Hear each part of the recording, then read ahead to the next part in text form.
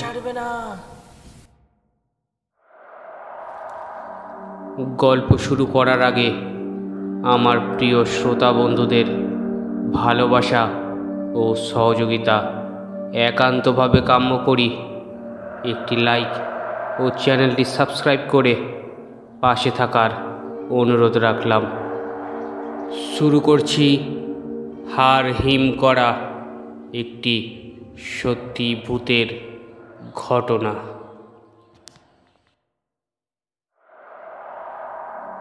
কয়েকদিন হলো রাতে ঠিক ঘুম হচ্ছে না। চোখ বন্ধ করলেই কী সব বিভৎস চেহারাগুলি ভেসে ওঠে। কিন্তু কেন এমন হচ্ছে? 2-3 বার ডাক্তারের কাছে গেলাম সমস্যাটা নিয়ে। ডাক্তার নানা পরীক্ষা নিরীক্ষা করে বললেন, নীলকান্ত সাহেব, কোথায়? আপনার তো কোনো সমস্যাই নেই, আপনি তো একেবারে ফিট আছেন। ডাক্তারকে বললাম, ডাক্তার, তাহলে আমি যেসব দেখি সেগুলো? ডাক্তার হাসতে হাসতে বললেন, আপনি সম্পূর্ণ সুস্থ আছেন মিস্টার নীলকান্ত। আপনি অত্যাধিক ভূতের বই পড়েন অথবা ভূতের বই দেখেন, তাই হয়তো সামান্য সমস্যা হয়েছে। তবে আমার ঠিক তা মনে হয় না। ডাক্তারকে বললাম, তাহলে কি করব ডাক্তার? তিনি হাসতে হাসতে বললেন, কিছু করা লাগবে না, বাসায় গিয়ে দিব্যি কিছুদিন বিশ্রাম নিন, অথবা সম্ভব হলে সপ্তাহখানেক কোথাও থেকে ঘুরে আসুন, তাহলে সব ঠিক হয়ে যাবে। আর হ্যাঁ, এসব হরর মুভি আর বই পড়া থেকে পারলে একটু দূরে থাকবেন। ডাক্তারের চেম্বার থেকে বের হয়ে বেশ প্রফুল্ল লাগছিল। যাক, তেমন কোনো সমস্যা নেই তাহলে। খুশি মনে মেডিকেল থেকে বের হয়ে সোজা 7 মাথায় এসে চাটা খেলাম। তারপর রাত 10:30 নাগাদ সিএনজি ধরে বাসায় চলে এলাম।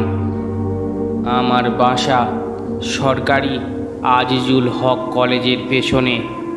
কলেজটি 7 বছর হলো বন্ধ পড়ে আছে।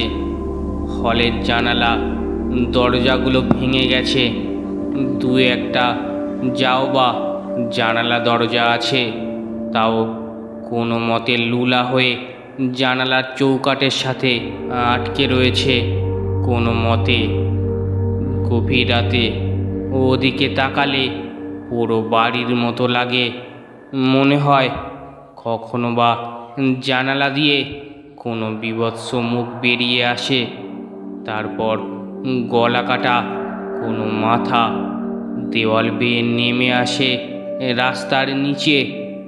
আমি পারতপক্ষে রাতের বেলা ওই দিকে তাকাই না। আজও বাসায় আসার সময় কোনো দিকে না তাকিয়ে সোজা রুমে চলে এসেছি। রুমে এসে দেখি আমার বন্ধু রুমে নেই। মেন গেটের দরজার সাথে একটা চিরকুট ঝুলানো রয়েছে, তাতে লেখা, আজ রাতে আর আসতে পারবো না, কষ্ট করে আজ রাত একাই থাক। না, এ একা থাকায় আমার কোনো আপত্তি ছিল না।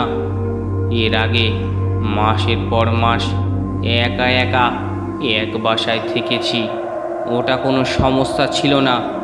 কিন্তু সমস্যাটা হয়েছে ইদানিং। মেসে সবাই থাকতেও একা একা রুমে আজকাল ভয় লাগে।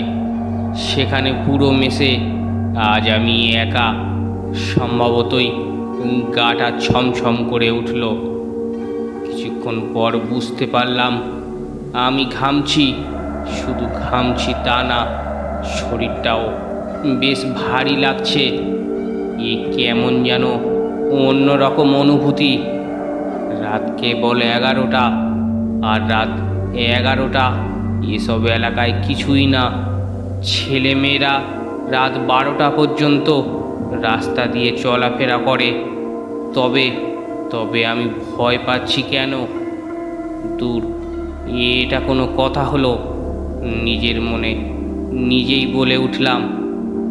বাসায় অন্যান্য রুমের দরজা জানালা লাগানো আছে কিনা দেখে নিজের রুমে এলাম।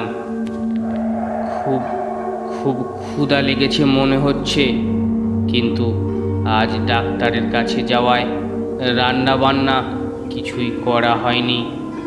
ভাবলাম পাশেই মাহবুব মামার ছোট্ট হোটেলটা থেকে কিছু খেয়ে আসি। আসার সময় হোটেল খোলাই ছিল, এখনও থাকার কথা। বাসায় গেটে তালা মেরে আমি হোটেলের দিকে হাঁটা শুরু করলাম। খুব বেশি দূরে না, আমার বাসা থেকে 1 মিনিটের পথ। কিন্তু আজ কেন জানি না রাস্তাঘাট সব ফাঁকা ফাঁকা লাগছে। ছেলে পেলে কাউকে দেখছি না। ব্যাপার কি? ভাবলাম। রাত অবশ্য কম হয়নি, এখন রাত 12টা বাজে। তাই স্বাভাবিকভাবেই রাস্তা শুনশান হওয়ার কথা, এবং তাই হয়েছে। এদিকে রাস্তার মোড়ের কাছে আসতে না আসতেই রোড লাইট হঠাৎ করে বন্ধ হয়ে গেল। দূর, কারেন্টটাও চলে গেল বোধহয়। চারপাশে ঘুটঘুটে অন্ধকার হয়ে গেছে। কোথায় পা ফেলছি ঠিক বুঝতে পারলাম না।